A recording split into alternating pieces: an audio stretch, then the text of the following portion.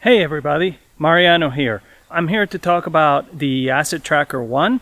We had a webinar a few days ago. Let's put the link to the webinar right here.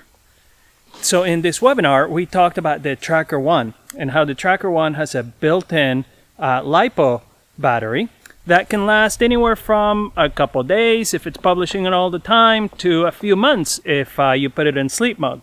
Now the question that most people asked was, can the Tracker 1's internal battery be charged with a solar panel? So the answer to that is yes. See, right here we have an AIM8 industrial connector that has VN. Now VN there can be 6 to 30 volts. So what you'll want to do is use a solar panel that is 12 volts. There's a lot of solar panels out there that are 6 volts. That's cutting it a little close. So if that's all you can get, put 2 of them in series and you get 12 volts. Okay? So today's a sunny day, so let's go ahead and hook it up. So I've got the Tracker 1 right here, and I have a solar panel that is already wired up to the VN on an AIM8 cable. So this part is pretty easy. Let's just go ahead and plug in the AIM8 cable into the connector, and we screw it in. Now, the charge light is not on yet. Why? Well, the solar panel is a little bit on the shade, so let's put it in the sun.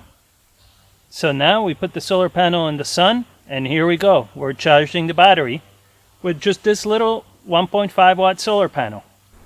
One thing to keep in mind is that by default, the Tracker 1 will draw up to 900 milliamps off of that VN. So if you have a small solar panel like I do, you'll want to change that in the code.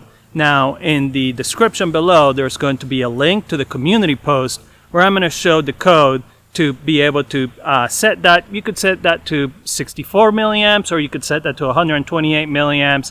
That's what I have it set right here to charge off of the 1.5 watt panel. And it works pretty well as long as there's a lot of sun. So maybe you want to get a 5 watt panel, or set it to 64 milliamps. It'll just charge a little slower, but it'll still work. Thanks for watching. We'll see you next time for some more tips on how to use Particle products.